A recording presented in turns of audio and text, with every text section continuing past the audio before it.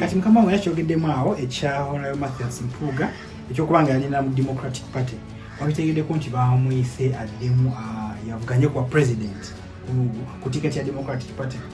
Kali akalulu akaggwa government yalaba nti NUP erina amaanyi mangi.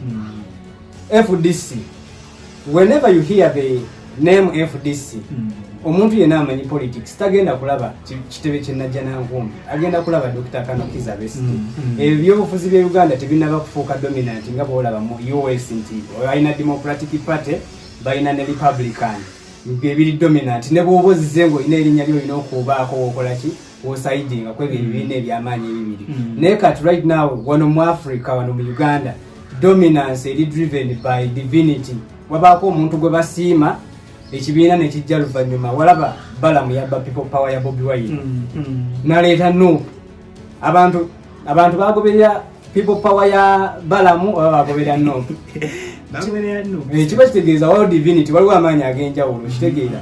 Kati FDC bwe yaleeta Amliat yali tasobola kuteekawo competition impact ng'eya Besigye.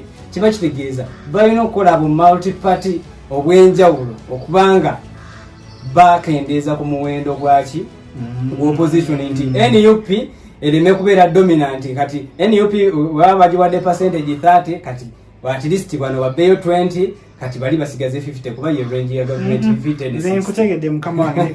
Eyategeera bye twetaaga Ssennyonga gwe mulonzi gwe mulodi akabonero buwanguzi akabonero World Cup era ekikopo kye kyaffe ekibuga okugenda ku feezi empya kiba kyetaagamu eyo feesi empya ku bwa Lord Mayor Londa Ssennyonga Moses